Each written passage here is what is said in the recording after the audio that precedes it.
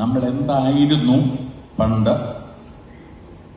ഇപ്പം നമ്മുടെ സാഹചര്യം നമ്മളെവിടെ നിൽക്കുന്നു എന്നുള്ളതാണ് പ്രധാനപ്പെട്ട ആയിട്ട് നമ്മൾ ചിന്തിക്കേണ്ടിയിരിക്കുന്നത്. കാര്യം, ഞാൻ 1990-കളിൽ തിരുവനന്തപുരത്ത് പെർമനൻ്റായിട്ട് താമസിക്കുന്ന ഒരു മനുഷ്യരായിരുന്നു. ഒരു 7-8 വർഷം എൻ്റെ കുഞ്ഞുങ്ങളൊക്കെ പഠിക്കുന്ന സമയത്ത്, അന്നേ കാലത്ത് സാധാരണ ഞാൻ ഗൾഫിലാണ്, വല്ലപ്പോഴും വരുന്ന സമയത്ത് ഞാൻ ബാട്ടൺ ഹില്ലാണ് താമസിച്ചുകൊണ്ടിരിക്കുന്നത്.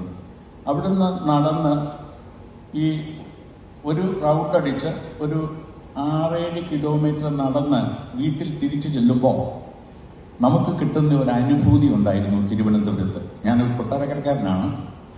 ഈ തിരുവനന്തപുരത്ത് വന്ന് ഈ നമ്മുടെ പാതയോരങ്ങളിൽ കൂടെ നടന്ന് നമ്മുടെ തിരുവനന്തപുരത്തെ കുറിച്ച് ആസ്വദിച്ച് അങ്ങനെ നടന്ന ഒരു കാലഘട്ടത്തെ കുറിച്ച് ഓർക്കുക.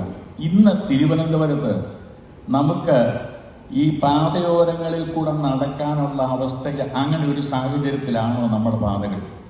നമ്മൾ ടൂറിസത്തെ കുറിച്ച് പറയുന്നുണ്ട്.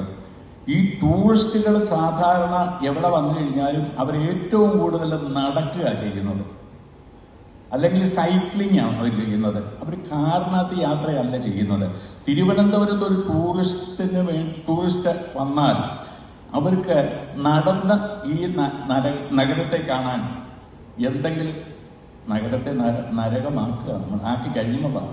അപ്പോൾ ഈ അങ്ങനെ കാണാനുള്ള ഒരവസ്ഥ നമുക്കിന്നുണ്ടാകുന്നു എന്ന് ചിന്തിക്കുക. ഒന്ന്, ഈ നമ്മുടെ കിടപ്പങ്ങളെ കുറിച്ച് പറഞ്ഞപ്പോൾ, അന്നേക്കാലത്ത് ഞാൻ നടക്കാനെടുക്കുന്ന സമയത്തെങ്കിലും പട്ടികളൊന്നും ഇല്ലായിരുന്നു കേട്ടോ. ഇപ്പൊ പട്ടി ഭരിക്കുന്ന ഒരു സ്ഥലമായിട്ട് തിരുവനന്തപുരത്ത് വന്നിരിക്കുക. രാജീവ് ചന്ദ്രശേഖർ നേരത്തെ പറഞ്ഞു എന്ന് പറയുന്നു, തിരുവനന്തപുരം ലോക നിലവാരത്തിലുള്ള ഏറ്റവും നല്ല ഒരു സിറ്റി ആയിട്ട് മാറ്റിയെടുക്കാൻ ഒക്കുമെന്ന് ഞാൻ പരിപൂർണമായിട്ടും വിശ്വസിക്കുന്നുണ്ട്.